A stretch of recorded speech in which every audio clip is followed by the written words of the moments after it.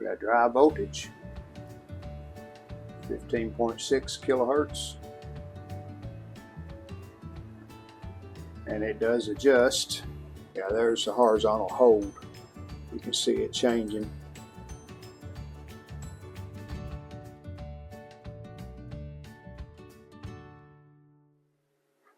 Welcome back to part 2, the Admiral 1952 TV restore.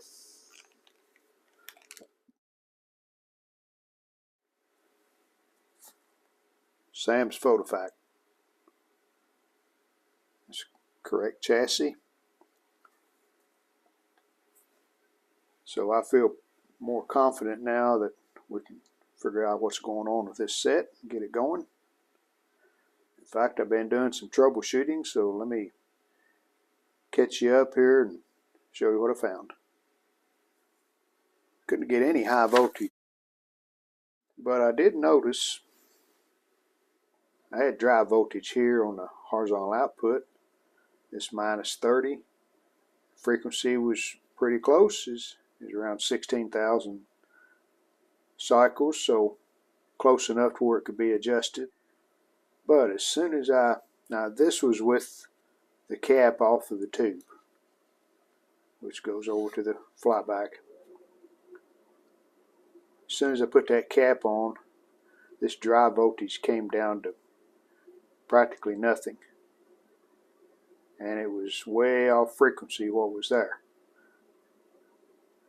So this is one of the few times I found a bad 1B3, but that was the trouble.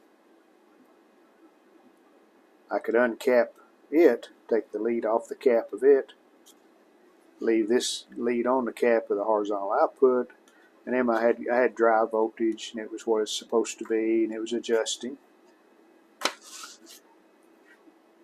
So a new 1B3 solved that problem, but we still had low high voltage, and what was causing that was just a series of electrolytics. This one was leaky, and we had another or two. That one was leaky, that one, this one. So I bridged in some electrolytics. What I mean by that, I didn't unhook them, I just bridged new ones in on top of the terminals. And now, I'll show you what we have. We got drive voltage, 15.6 kilohertz,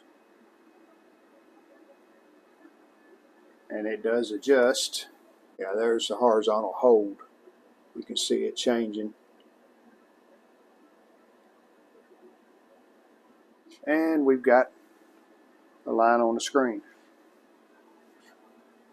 Now we're not filled out exactly, so we still may not have enough high voltage because of paper caps and other problems in the circuit. Here's an example of one of the caps that's leaky. Now that's just a 10 mic cap. Goes to pin 8 of the horizontal output tube. You wouldn't think that would do a whole lot if it was leaky, but that's with one bridged in. Our frequency is right on the money. Now watch when I unhook it.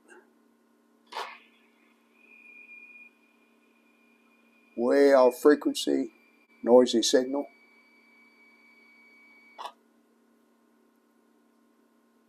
It's just a 10 mic cap.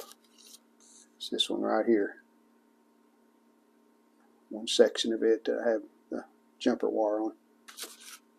And yes, I will change these electrolytics. They're doing well enough for the set to work, so we're going to leave them alone for right now. So we do have a vertical line. So that means the horizontal circuit is working. Maybe not well, but it is working. But we have no vertical deflection. So in checking around in that circuit, here's what I found on it. This vertical blocking transformer right here. this winding is open, the red and the blue wire. So that's why we're not getting any vertical deflection. Taking it out, took it apart. There are the two wires coming out of that winding. We got one right there, and we got another one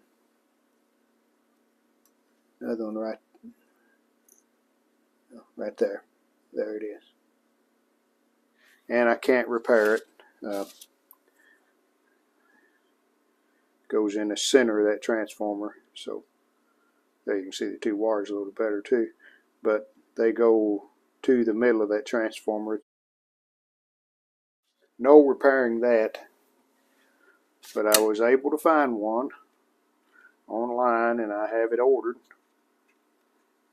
so we're kind of at a standstill. We're waiting on that, and hopefully when we put that in, we'll get some vertical deflection and tell more what's going on. Well, we got a package today and got a couple of these vertical blocking transformers.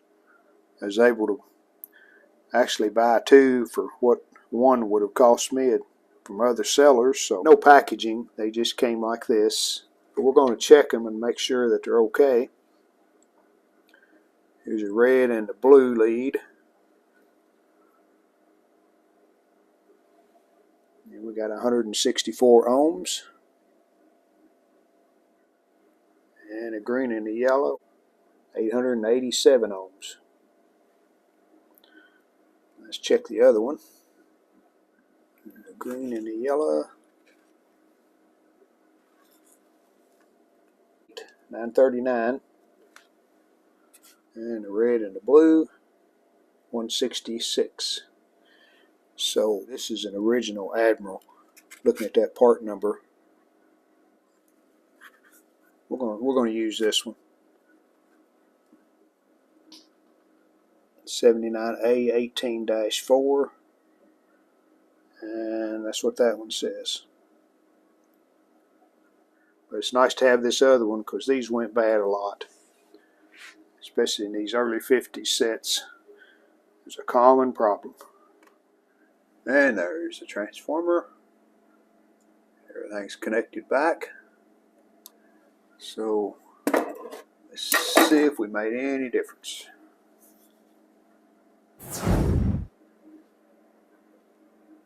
Hey, we got a little bit of vertical sweep now.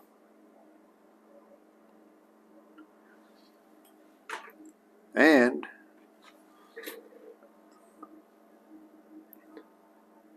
hey, we have some video. Look at that. Still no sound, but I do hear a buzz, so I'd like to look into that. And I think we still have low high voltage. I haven't checked it since I've got the high voltage up and running, but it's like it's pulled in there. That could be the yoke made it up to that test tube, but hey, that transformer fixed the vertical sweep problem. Okay, been spending the last few minutes. You can see what I've been doing. Changing lots of paper caps. After replacing that vertical blocking transformer, we had some vertical sweep, but all out of proportion. The horizontal was the same way. You could set the frequency with a hold control and the oscillator coil, which is right there. And you turn it off, turn it back on, it'd be off again. So I just decided to start replacing paper caps. Have most of them replaced in the deflection circuits. See, all of these I've changed. That's an electrolytic. I haven't changed it. It's in the vertical circuit. But we're working pretty well.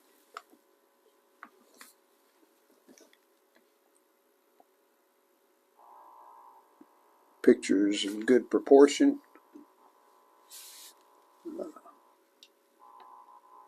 horizontal hose box. One more thing I did find, this coil was out of adjustment. I don't know if someone had tried to adjust it with the caps pad, but I did have to readjust it. This one right here.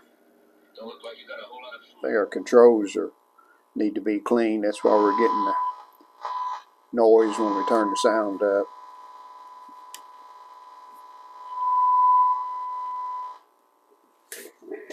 But looking a lot better. Once I get these paper caps all changed out, then we'll tackle the electrolytics. You know, before I finish, I will dress these up, cut the leads off. Alright, got the chassis set back down so I can put in the original CRT, but wanted to show you on the high voltage. We're at 12,000, and that's what the SAM says, 12 kV. So I think we're working okay now. I'm going to take this test CRT out. We'll put the original picture tube back in and see what kind of picture we have. We still got some issues, but we do have a picture. And it looks like we have a drive line in the center, right there.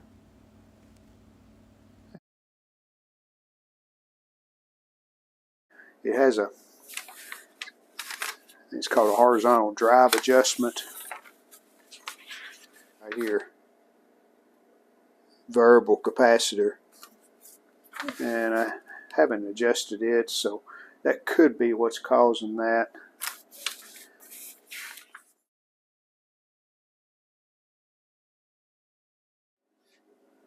Some of these electrolytics I don't have, so I've placed an order.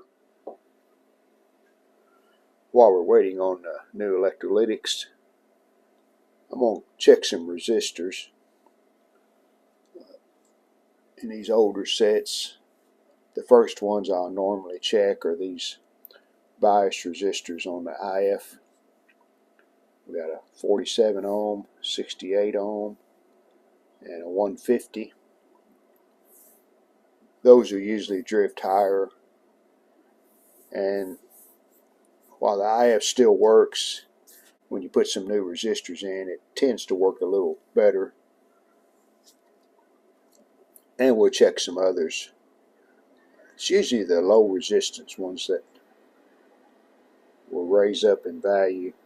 The higher value resistors, yeah, they'll drift some, but they usually won't make a lot of differences in making the set work.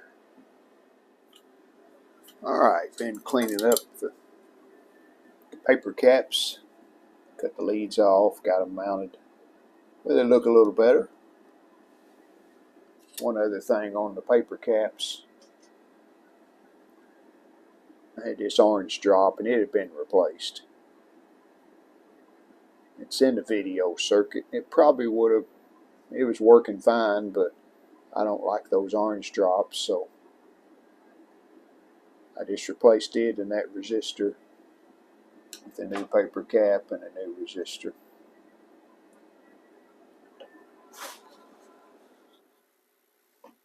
We found a few more bad resistors.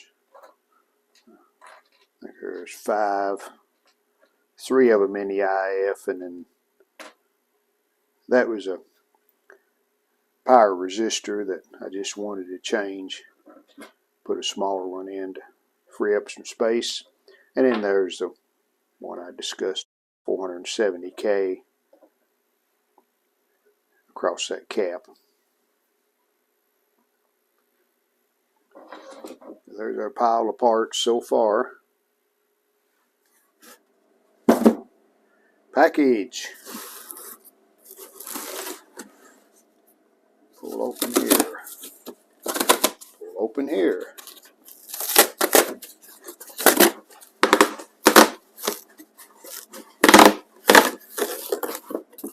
Well, First time I've ever seen a box like that.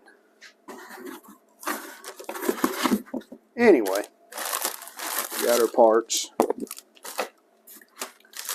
These are from Mauser.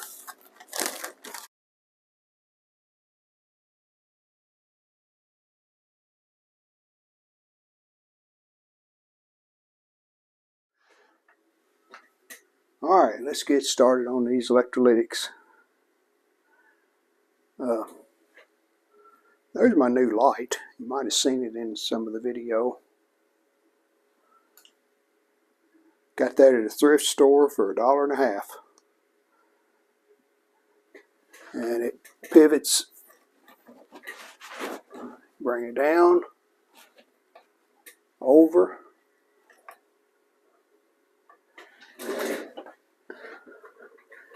and it really doesn't get in the way. You can scoot it out away from you, you can still work. So pretty tickled with that.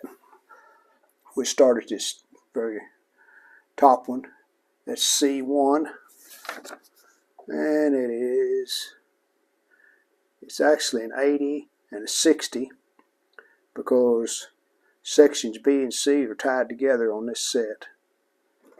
We got a hole right here in the side of the chassis. We'll mount a terminal strip there, and our leads are long enough. That'll take care of that one. My rivet tool, rivets, and I just use these aluminum, the shortest ones. And here's our terminal strips. Got a box of those. I'm going to use this one because we just need 2 sections, and we'll have 2 there, and we can hook the 3rd section to ground, which will be the rivet over to the chassis. Alright, there's how we did it. Did have to put a new yellow wire here. Wasn't quite long enough to reach up to the terminal, so just put a new wire on. And I ran a ground wire from the center conductor, from the center of this strip, which the grounds are hooked to from the caps. It goes over to the ground over here.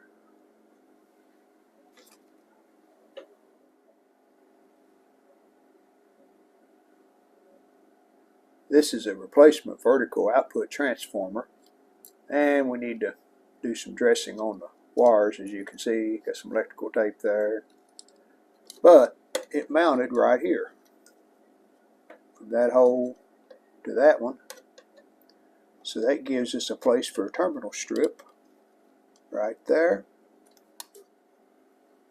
Alright, another one finished. There's our terminal strip mounted on the chassis, 2 caps, and I ran a ground over to the ground on the original electrolytic, just to be sure we have a good ground. Well, we didn't need a terminal strip on this last one. I'll explain why. This is C3. It's the last one we did. The A section, 20 mic, and it goes directly to the 6V6 audio out tube, pin 8, which is right here. So we just put the positive lead there, and we got a ground right there. Negative to ground. Small cap. Took care of that one. The B section goes here to the horizontal circuit and goes to the frequency control, to 150K resistor, that junction, and then there's a couple more 8200 ohm resistor, and then this lead goes all the way up to the AGC tube, pin 5. And that's these 2 wires right here, these red wires.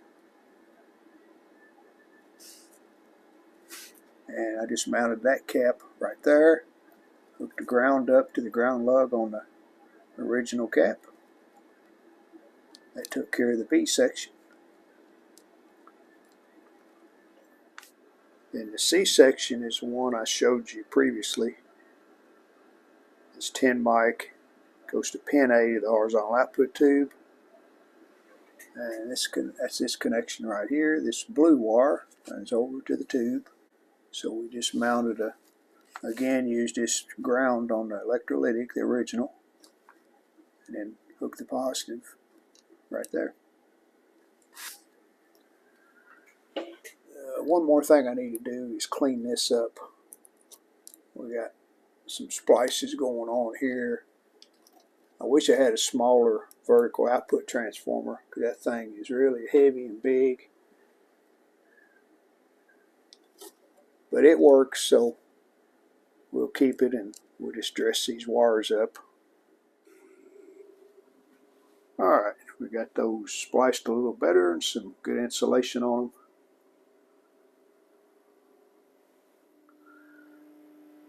And we're still working okay.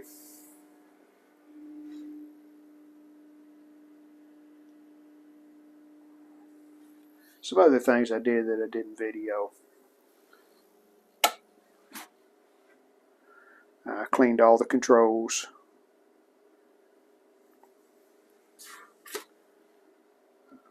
Cleaned the tube, sprayed the tube sockets with some deox.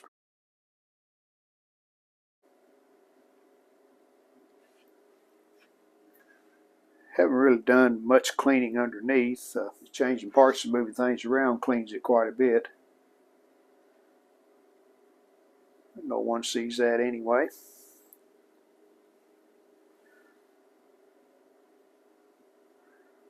One more paper cap to change. That's this one here. It's on the connects to the brightness control. That one's working fine, but we'll put a new one in. One more electrolytic that was mounted right there. 20 mic, new paper cap there. See one more wire that I need to address. Noticed this before, but there's some, I don't think it's a splice, but I think it looked like a burn at one time on the insulation. And they just taped it up, so we'll fix that too. I removed this antenna board away from the side so I could clean in here a little better. And I've noticed that tube looks like it should have had a shield on it. So, in looking at this picture in the SAMs, that one definitely has a place to hold a shield. So I'll put a shield on that. I have some spares that I keep, so we'll get a shield put on that.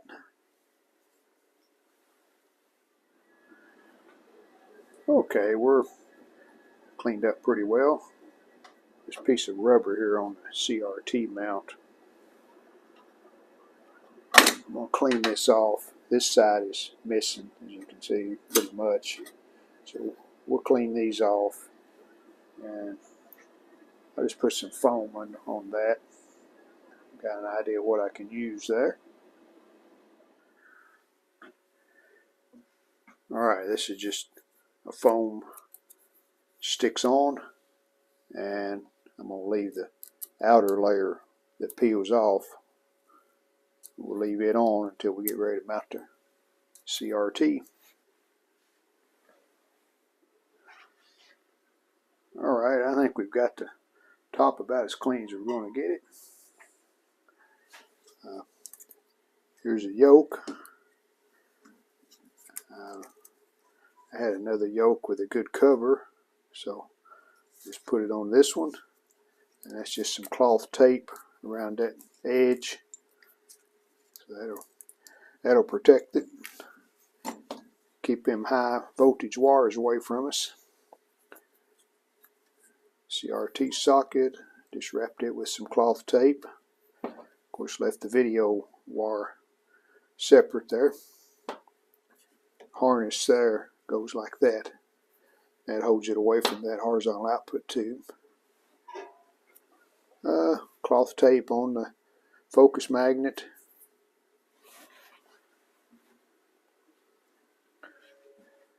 Painted a radio pointer. Put a fresh coat of red paint on it.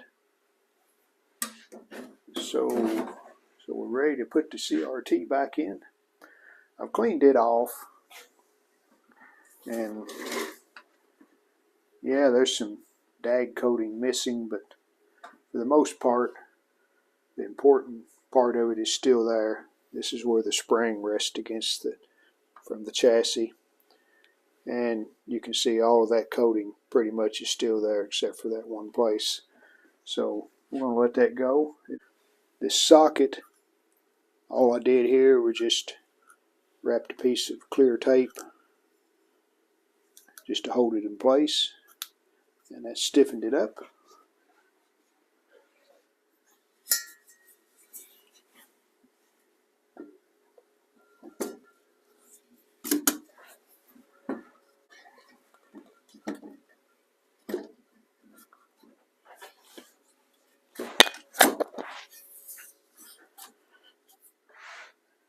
I got this cover that goes on right there.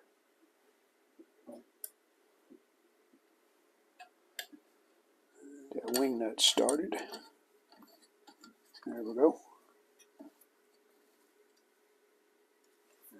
Focus magnets next.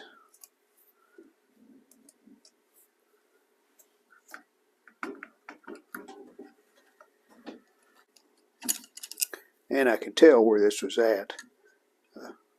There's rub marks there where the lock washer was at before, so we'll get it back in the right place. And the ion trap is next.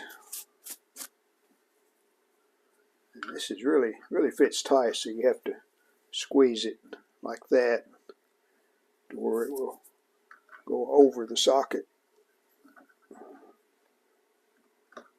Like that.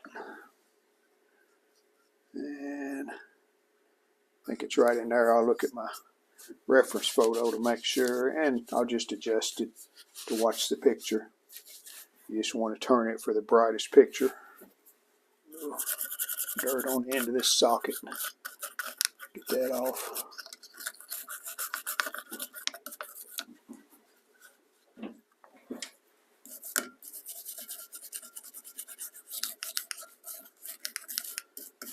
A little bit of dirt on that too that I missed. There we go. Okay, let's turn it on and see what we get. CRT strap, I'll put it on in a minute. First I want to turn it on and make sure we're still working okay.